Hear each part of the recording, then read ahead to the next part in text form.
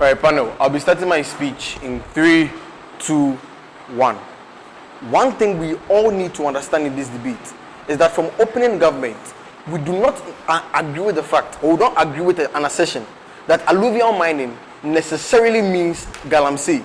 But what we are going to do in today's debate is that we're going to run an even-if analysis, because we know that that is what these guys are coming to run. To show you how even if it is galamsey, we still accept it with all its flaws because the benefits outweigh the flaws. Proud to propose.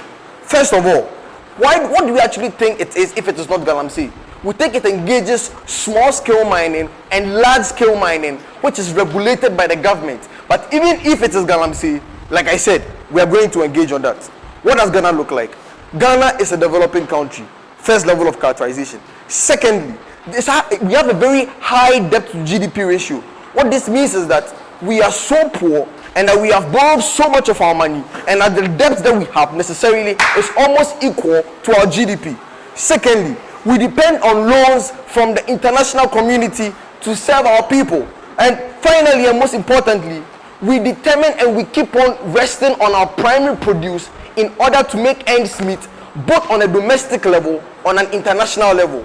For any side to win today's debate, we need to be able to prove how there's an existent alternative that necessarily can replace this. We show you how every single alternative that exists doesn't necessarily work. But what is the relevance of the frame I give you in today's debate?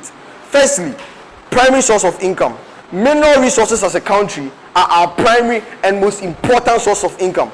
But then secondly, there is a huge level of competition on the international market, where buyers want steady supply of commodities. And when they necessarily want to buy gold, you don't see them buy 1 ton or 1 metric ton. They buy hundreds of tons. What this means is that we necessarily need to get as much of this as possible, because at the end of the day, that is the only way we can endear ourselves to buyers and consumers alike. Panel, what do we think in today's debate? We actually think that agriculture cannot be a viable alternative in today's debate. Why is that the case? Because one thing we all need to understand is that Ghana is a developing country which focuses massively on primary resources and primary resources. What this necessarily means is that a very a viable option for these guys to come here and come and run seemingly is the argument about agriculture. First of all, agriculture is a very saturated market.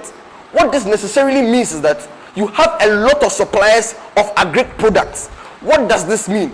This means that you have people from all around the world producing commodities such as rice, such as all these such as rice, tomatoes and whatnot. And it's not limited to a particular country, especially Ghana. But secondly, these are perishable commodities. And these are analysis on 2 different levels, right? On an international stage, on a domestic level. These commodities are very perishable, meaning that it is very difficult to make revenue off of these, because it is difficult to necessarily ensure their freshness for a very long period of time, and you can't necessarily stock up on a huge amount, because we tell you that you necessarily need as much as possible, because when they are demanding your commodities, they need a lot of that. But thirdly, there's a lot of technological development in the West. What this means is that they have a lot of technology for their commodities, which necessarily means the commodities are able to last longer. This necessarily means that they have more sustainable opportunities up there, which entails that there is a less demand for Ghanaian or African agriculture. But fourthly, and I think most importantly, there is competition within Southeast Asia and Southern America between us and them. What this means is that we are literally competing with areas of such huge arable lands to necessarily produce our commodities and whatnot. But finally, and we actually want you to understand that per precedence, there is already a more favorable relationship between these countries and the West. This looks like Thailand supplying about 80% of all the rice that goes to America, in essence. What is the relevance of this argument? One thing we need to understand is that being said, the only way to break into this highly saturated, highly competitive market is through penetrative pricing.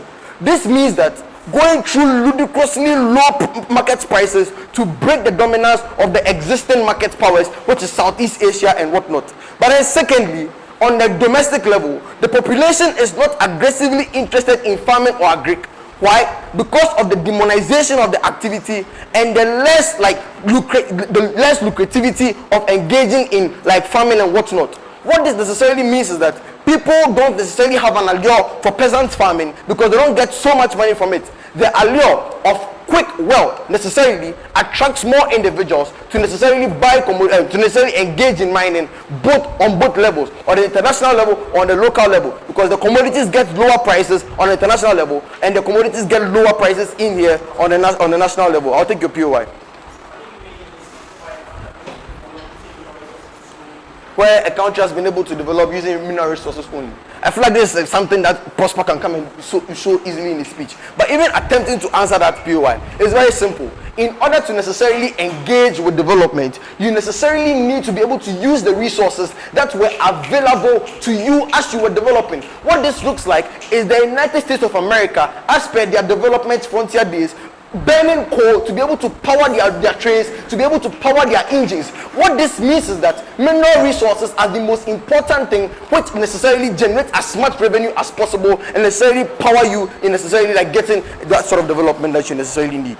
Now panel, why do we think alluvial mining is the best thing for it? Because first of all, it ensures large-scale returns on both levels, because at the end of the day, once you have an entire acception of like alluvial mining, you legitimize it on the ground where more individuals necessarily are able to engage in alluvial mining without any sort of limitations. What this means is that you get quicker resources for a dying population of poverty and whatnot. A question we can actually think we are going to get from the other side is an analysis on like environmental degradation. I think Prosper is going to show it to you in his speech. Why, even if the environment is going to be destroyed, we actually think that is a bullet we are willing to bite for the benefits that we are going to be getting at the end of the day. So we tell you that you are going to get a lot of large-scale returns, because at the end of the day, more individuals are willing to engage in this and it sells for higher prices. But then secondly, it secures a unique niche on the market, because at the end of the day, Ghanaian gold is seen to be very good, and that is the way by which we get our international recognition. Why do we accept it? Because when you accept it, you legitimize it. And this legitimization is a space for the acceptance and the regulation of the market. Because at the end of the day, once it's legitimized, that is the only way by which you can necessarily regulate that market. Thank you very much.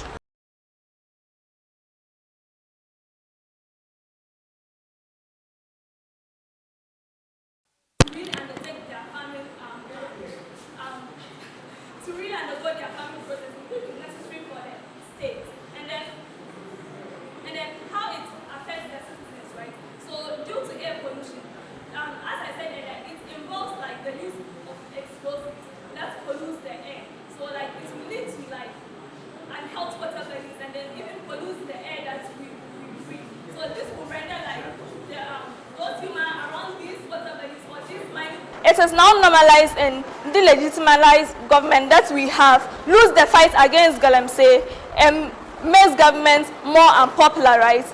And this also affects our drinkable water. And then like most farmers can't meet the global demand chain for our cash crops. Now let's look at how to get a robust sustainable development.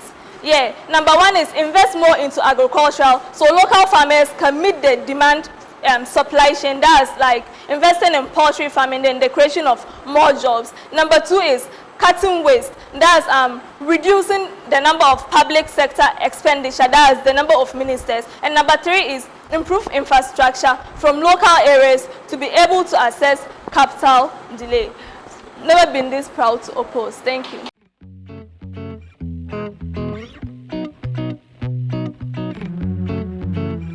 Panel, a couple of things. The assumption that progress and development is going to come off of the back of being completely clean and without any trade-offs is a facade we seek to break from OG in today's debate. We are going to be arguing a couple of things to you today. One would show you why every single country that made progress made it off of the backs of bloodthirsty and evil practices. Secondly, would prove to you exactly why we think alluvial mining in and of itself is not something that uniquely is going to so much destroy the environment to a point where it's irreversible. But thirdly, would equally prove to you exactly why we do not think, because this is a possible analysis that's going to come from closing. we do not think that international actors are particularly going to have any uniquely dangerous like assumption with regards engagements with Ghana in that regard. But like before I begin, like a couple of engagements, the bulk of their case revolves around agriculture. He already shows to you in his PM speech why agriculture is already an unsustainable enterprise due to the saturated market and the high levels of competition that exists between like countries within Southeast Asia and like South America.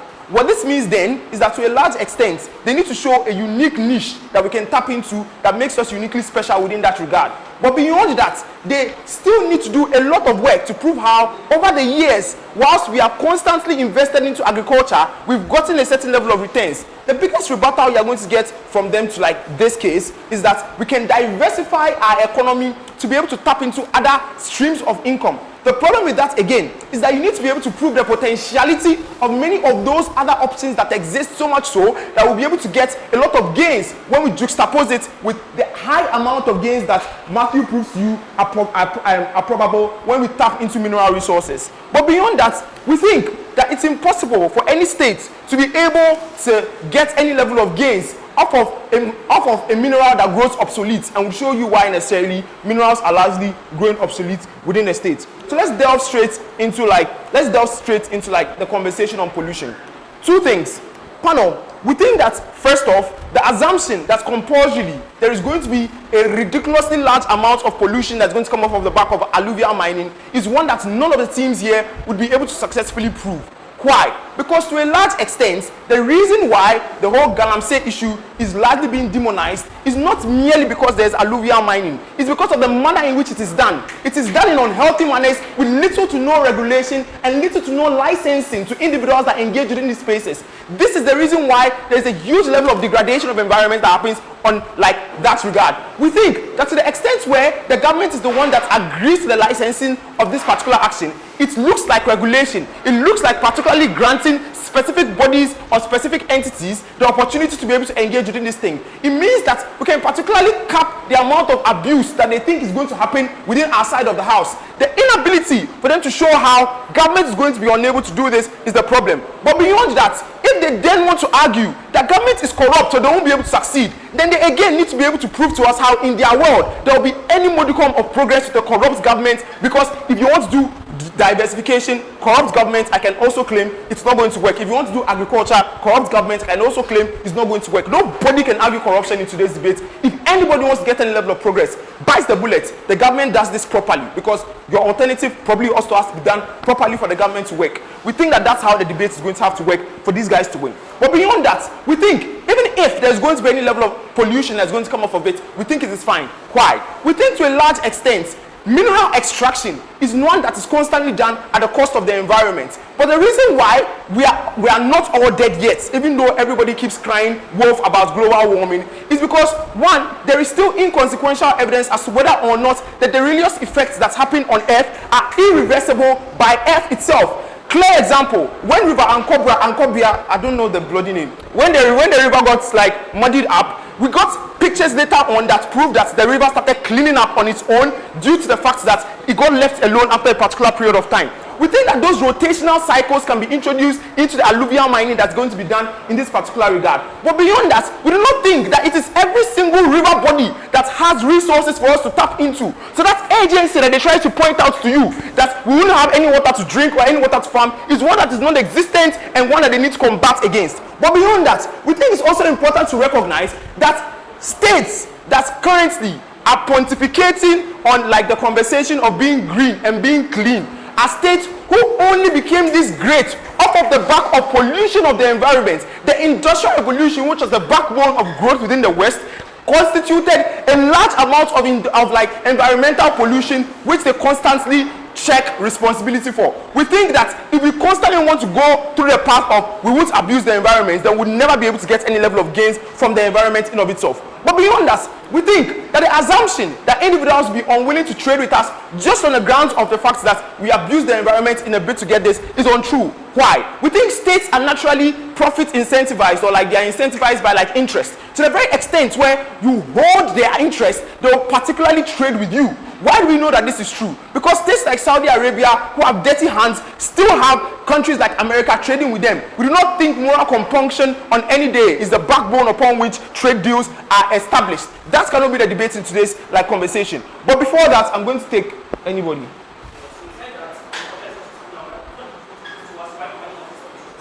Yeah, I'm actually getting to why we don't think it's actually sustainable. That's why it must happen now.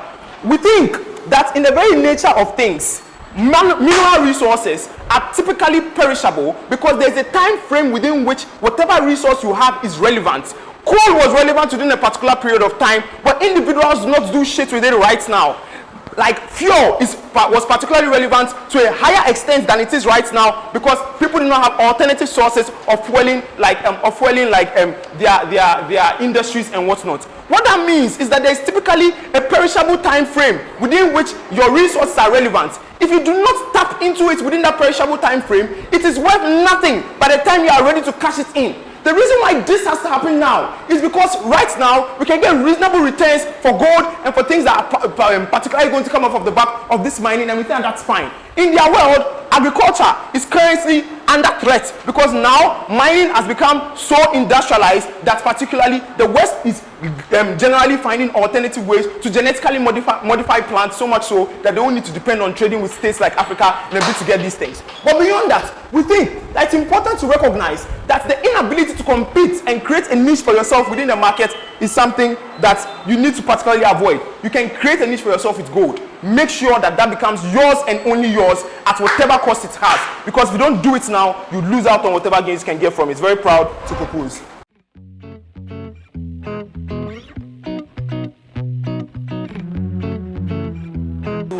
One, when I realized that most mineral resources have been highly in decline because of two main reasons. So things like gold, diamond, and the rest of you, are in demand on the international stock exchange. Because one, most of these big countries have massive of them as a reserve, as a country. And secondly as well, it's not a daily demand because probably oftentimes their value is contingent on the fact that someone necessarily appreciates or what have you. So things like gold doesn't have inherent value. And two, someone necessarily wants to supply things that necessarily, in terms of demand, you can't necessarily claim that kind of benefit. Three classes in the opening half. First on sustainability, second on long-term economic benefit, and thirdly on the impact on the people, in the Ghanaian society. Firstly, your claim was that, the saturated market necessarily exists. This is completely false. Why? Because one, there's a high issue of food insecurity, even in Eastern African countries. They really don't have enough to meet the kind of demand chain. It's like issues of Ethiopia, Sudan, and the rest of it. People necessarily need food constantly and every day. But secondly, mineral resources have good stock market value. This is absolutely wrong. Like this factually, that's just factually wrong. Gold doesn't have any value in the system currently. The most valuable things in the current are oftentimes stock like S&P and the rest of you. Gold in of itself has necessarily been devalued since the Bretton Woods situation and the rest of you. They can't show us any significant impact on the Ghanaian economy just by trading mineral resources like gold, diamond, and the rest of you. But then Ghana is in a debt stock. Like this is very important. The reason why Ghana is in the debt is not necessarily because we are not being able to tap into our mineral resources.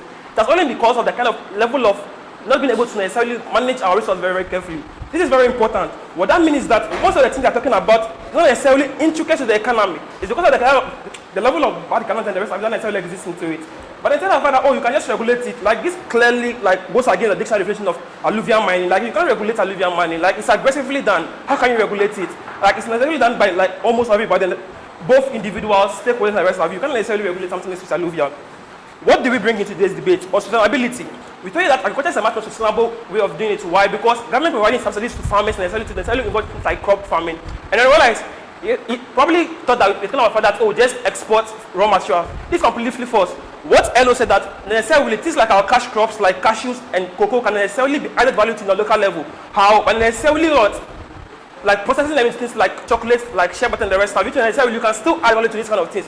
These are things that are on a daily dimension and necessarily it's a more sustainable way of necessarily getting revenue as a country as opposed to the mineral resources. On sustainability, we beat OG on sustainability of it and necessarily to gain revenue as a country.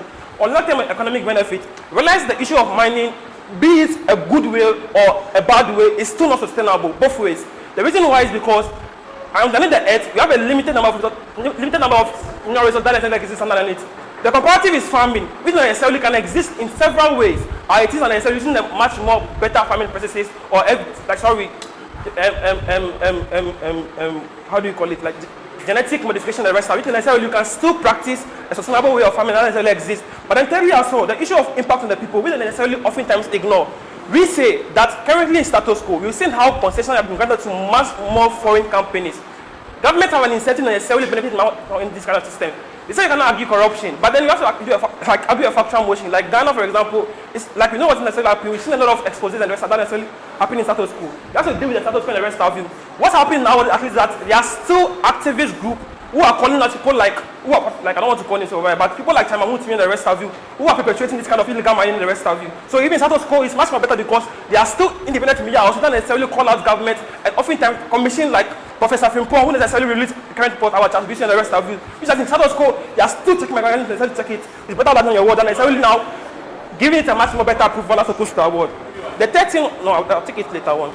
How to get a robust, sustainable development. Instead of number one, you have to invest more into agriculture. So things like, so for example, Ghana, for example, is not to necessarily import massively things like rice, things like even eggs and the rest of you. We say that government necessarily divert its resources, necessarily giving farmers something like this is a much more sustainable way. Why? Because of the kind of supply chain. People demand it not just in Ghana, but even our friendly borders, Togo and the rest of it, or even internationally.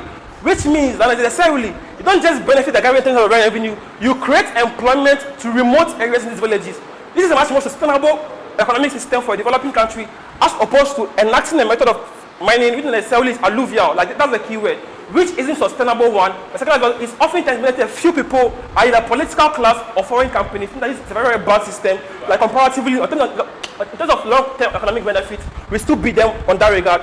Last clash on impact and why we still beat them. Like I'll show you why you necessarily beat OG. OG cannot win the opening enough. They clearly cannot win the opening enough.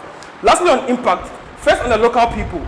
You've shown that these local people oftentimes rely on this body to necessarily get things like water, to irrigation, to after that from the rest of you.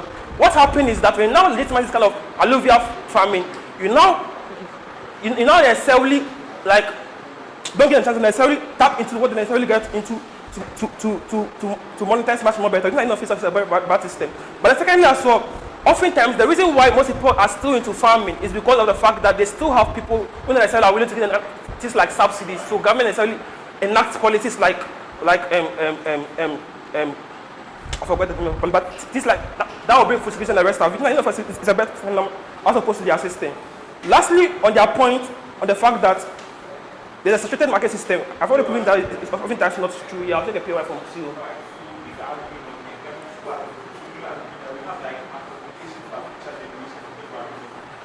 No, wait. What are the PY?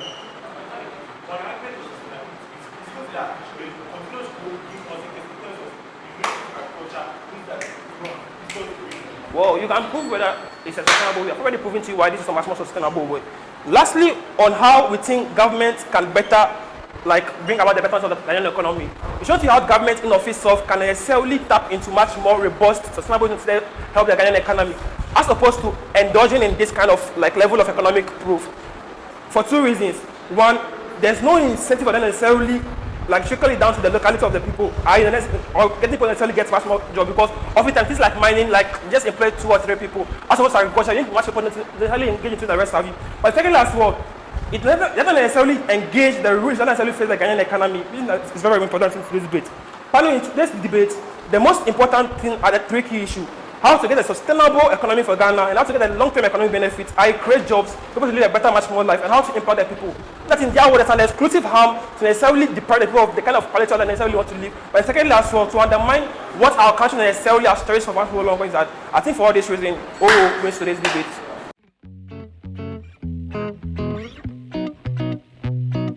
CG is only bad when I'm partnering Dorvlo. If I'm not partnering Dorvlo, CG is always a nice position to be. Yeah, so starting in 3, 2, 1. So first, let me show why OG cannot win. And I'm not shafting, I'm just telling you the gospel truth. Because their only argument is on comparative advantage and the saturated market system that we have. First, there is no delta in their arguments. Why is this so? Because the state is doing all the things that they talk about and they say that it's in motion. The conditions they say exist are no different. The debate says that should we take the current extraction level to ease our indebtedness, to ease the saturated market, to ease our reliance on primary production to a higher level. It says rapid extraction. That urgency is something that they do not address. But secondly, mutual exclusivity of the saturated arguments is something that you don't get from them, because the mineral resources market is also saturated, just like the agricultural market. I.e., for example, in terms of gold, a lot of countries like South Africa, Russia, China, Mali, I can list on and on, have a lot of gold. Secondly, in terms of oil, the Middle East, Russia, diamond, Zimbabwe, South Africa. In fact, the only niche that Ghana has is cocoa, which we are leading in terms of production. So their very argument is not mutually exclusive. If they are talking about saturated markets, the mineral market is also saturated. You can't make OG win. You have to go to heaven and hell to justify that in that regard.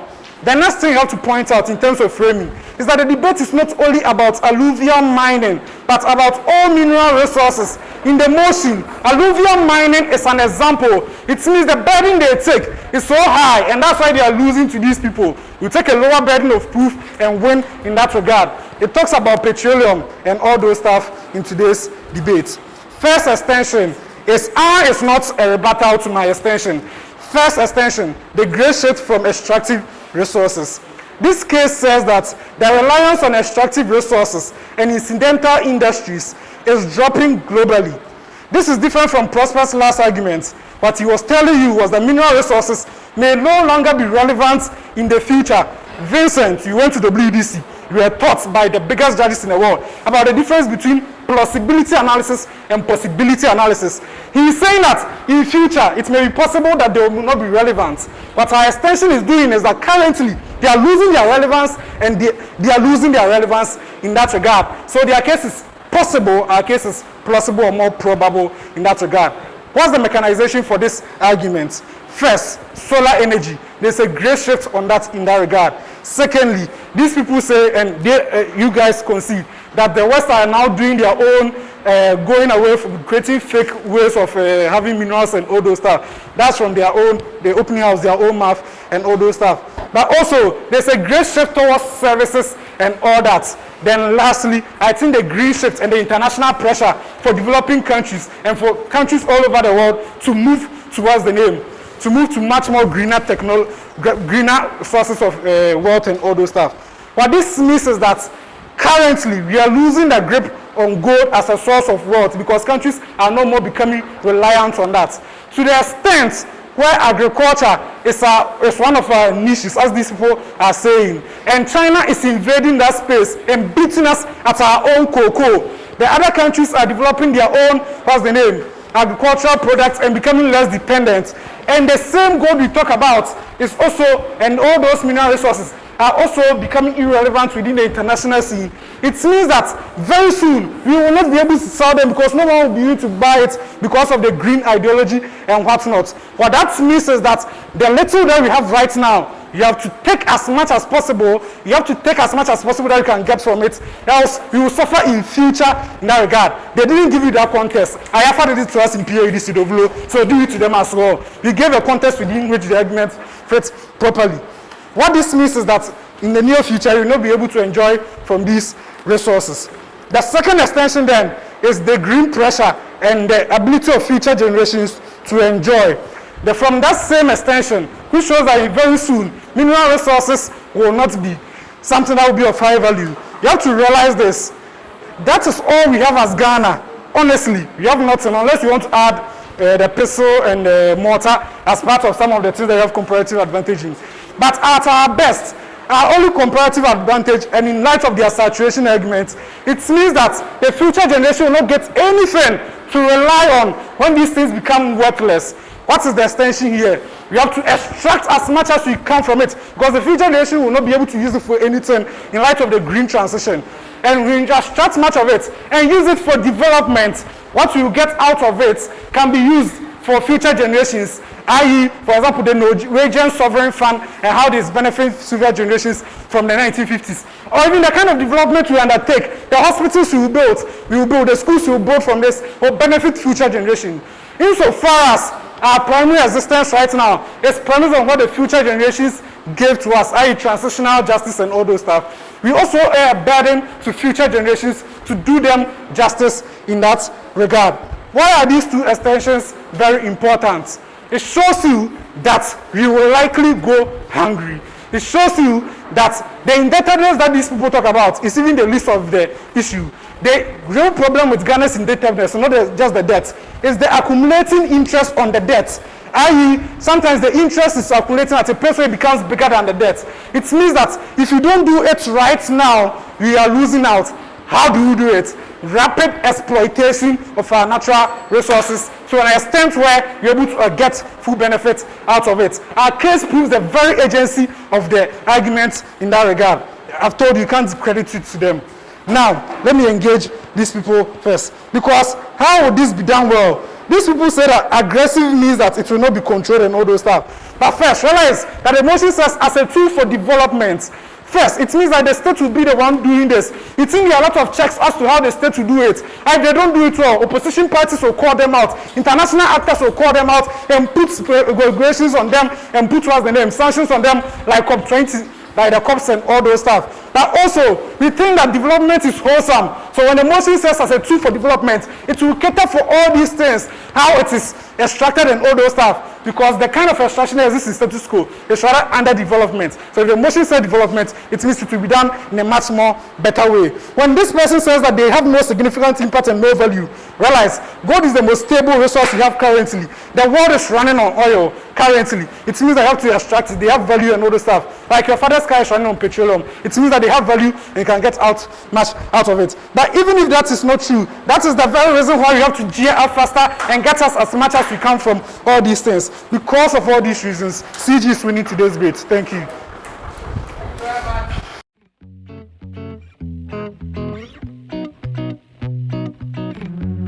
My name is Victor and I'll be the member of opposition for today's debate. So, other girl benches can have to PY.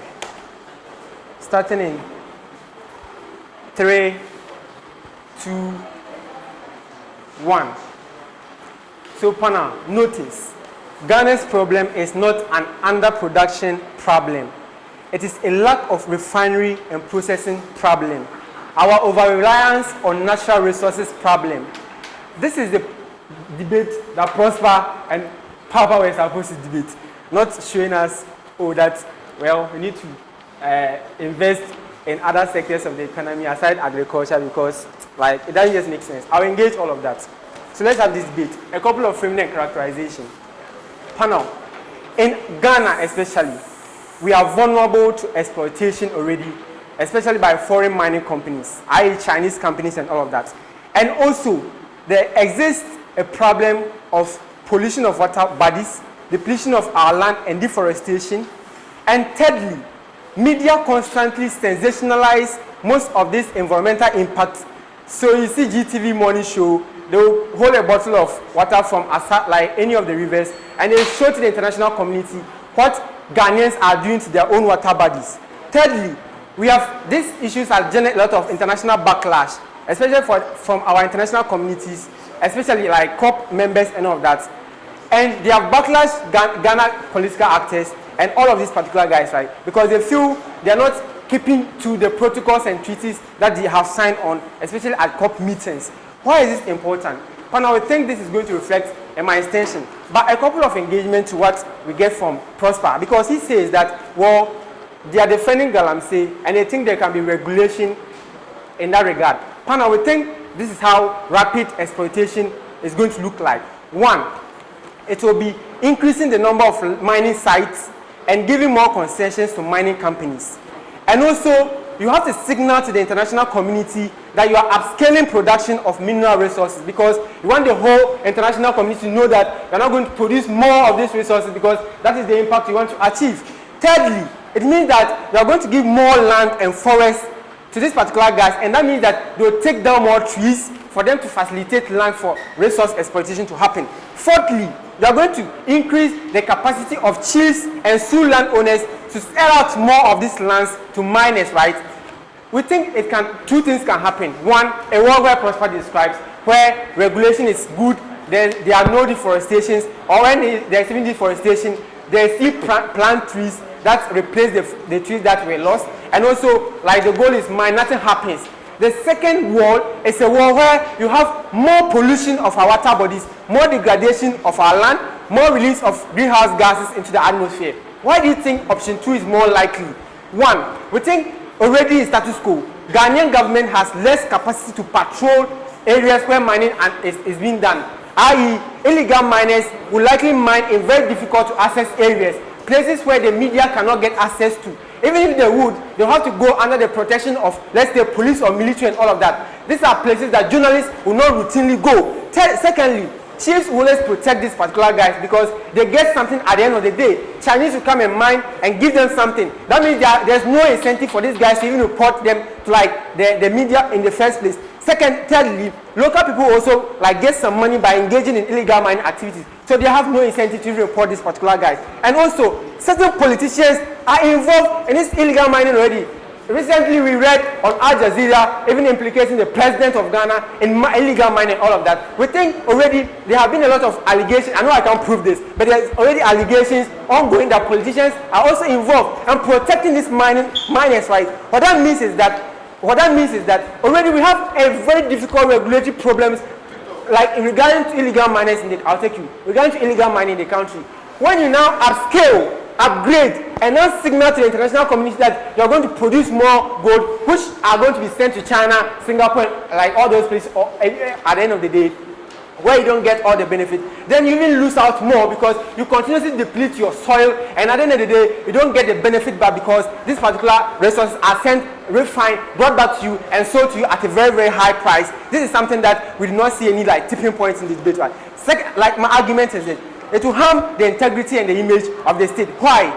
Panel, there is an urgent and sensitive matter of climate change and a global call to action through things like COP meetings and the rest. Secondly, many treaties and protocols have been like passed to help mitigate the impacts of the short-term impact of climate change. Like we want to do something about it now while maintaining economic viability. And at the long term, we want to go green. Then that means that many countries are bandwagoning on some of these protocols and following the treaties that they sign on to when they go for COP meetings. Also, many development aids are given to government, especially in developing countries such as Ghana, through Paris Agreement and the more recent COP27 fund to support climate change resilience. What that means is that when you are seen as a government like upscaling, because I've already told you that you're not going to be able to regulate them because like there are a lot of structural reasons which I have analyzed to you. That means that you're not going to have more pollution of our water bodies.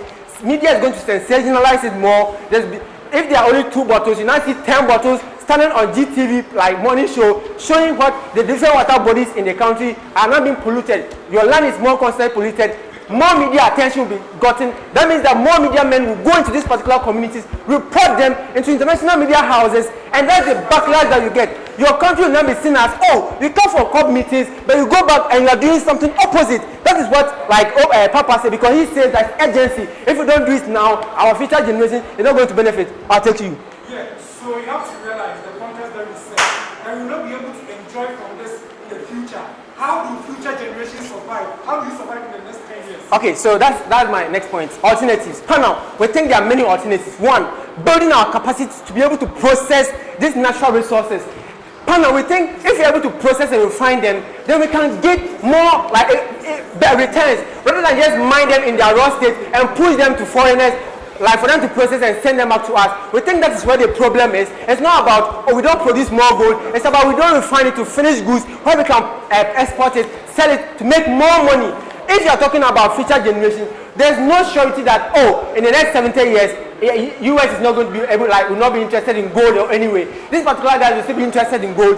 You don't show us why, like, going green is means that they're no longer going to be interested in diamond. These are things that are valuable to them. They'll still purchase it. Secondly, reducing our resilience on primary production as a backbone for our economy. We rely so much on natural primary resources to the detriment of other sectors of the economy like tourism.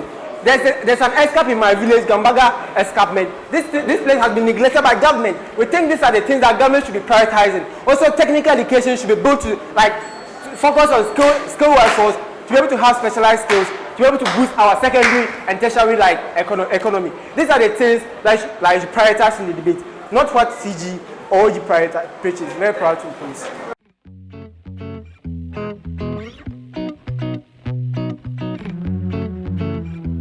Starting my speech in X, Y, Z. All right, so CEO introduces a very important concept in today's debate. They speak about, they question how the process or the methodology which we propose in our world is going to be done well, i.e. the whole idea that the government is going to be like rapidly using this kind of method to exploit this kind of things. Few reasons why we think that is true. Something that the state in their mechanism, okay? They give you reasons. They tell you that the media exists. They tell you that there's backlash. They tell you that the media exists. They tell you that there's backlash. But then we also feel that there's that kind of like opposition that exists within status quo by the opposition governments, right? For these people to be for opposition parties, for these people to be able to do the right thing to do status quo, gives the government in itself that kind of self-sustaining reason or incentive for them to use any kind of method that is not going to be affecting the people at the end of the day. In our world, we show you how the existing mechanisms and agencies that they proceed to you in our world is going to prove and show you how like this whole idea is going to be best functioning within our system. But number two, on their issue on distraction, something that's largely taken care of by OG. That basically, right, the whole idea that the state is now involved in the whole process rather than like there being more illegal activities here. How does this look like? So this looks like chief being in existence, everybody wants employment, right? It also looks like because they are not getting access through this thing, because there are not a lot of like legitimate ways to go through this thing, they're using like sort of like underground methods to be able to get to this kind of thing. How are you looking like galamsey and the illegal method? We feel that in our world, once the government is more like interested in this kind of ideology or this method of doing things, there's more incentive for them to be able to like regulate this kind of thing. So why is this true, and why does this cater for like the distraction that they largely speak about in their world? Before that, the reason why OG says, right, the problem with illegal mining, the problem with mining in itself is the fact that there's distraction intrinsically to the environment. Before that, this is something that continues to linger when there's there's illegal mining, because then they want to use like easier methods, they want to use faster methods to be able to like take these things out of system. In a world where there's the involvement of the government like through this kind of methodology, we feel that we better have reason to solve this kind of problems strategically.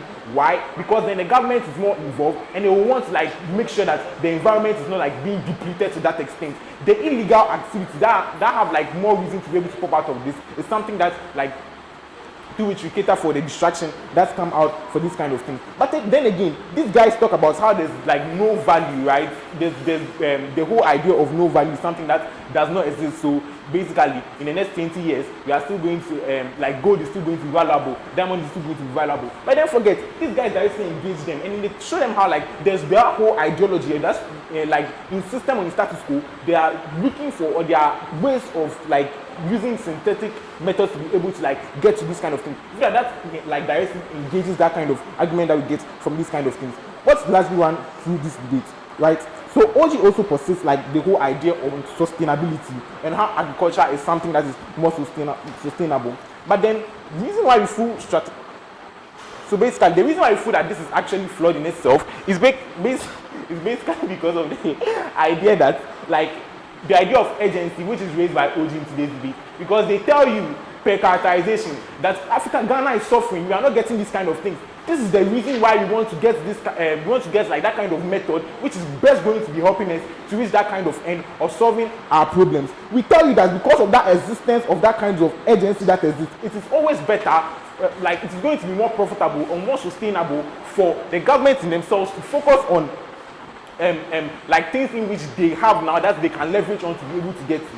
Why agriculture in itself is something that is not sustainable is because in status quo, we see how there's that continuous like investment and ways for countries to be able to better agriculture in itself, looking like genetically modified food, looking like China's like over active involvement in agriculture at this point in time. You feel that at the point where you give like agriculture as an answer to this kind of thing, it will be difficult, especially considering the characterization that OG gives you from today's debate, for these people to get the kind of advantages that they ask for, the kind of advantage, like for Ghana to get this like advantage that is going to like better put the economy in that kind of position that they want. That kind of competition that consistently exists in like agriculture in itself is something that within especially the short term we are not able to like take care of, but even in the long term the problem still exists in status quo.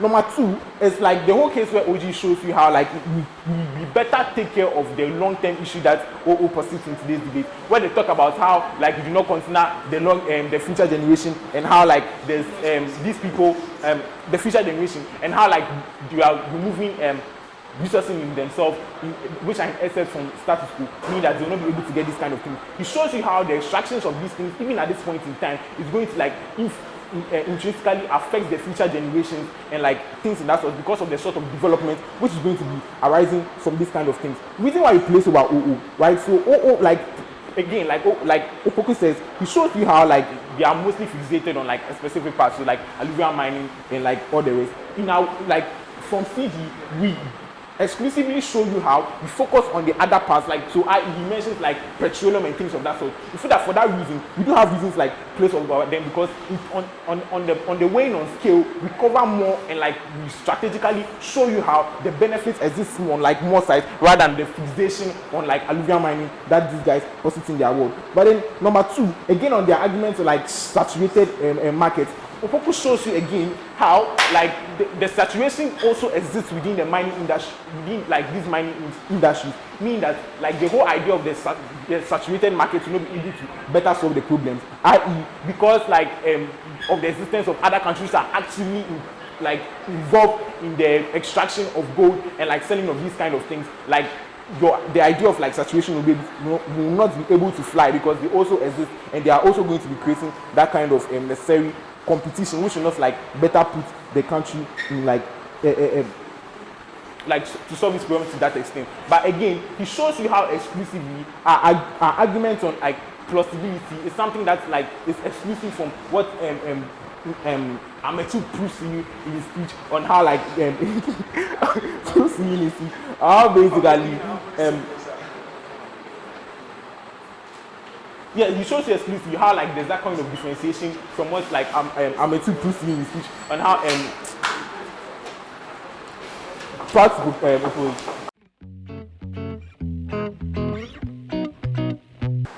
Panel, I believe that a lot has been said, and as the last speaker of this final debate, I'd like to rebut some points OG made, make extensions of our points, and also go ahead to give alternatives to what the motion demands.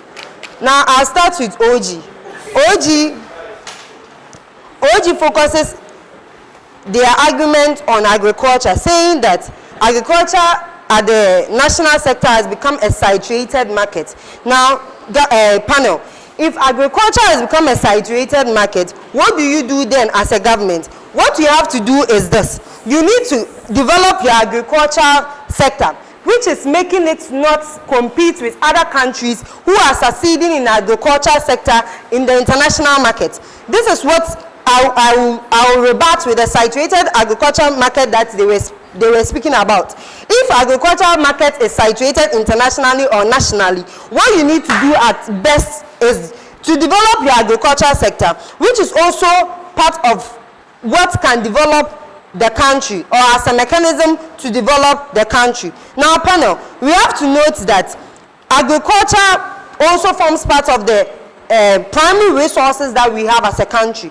Since they mentioned primary resources, limiting it to the natural resources that we have here, what CEO is trying to tell OG is that if this exploitation, rapid exploitation of the natural resources is actually causing more harm than good to the country, what you need to do then is this.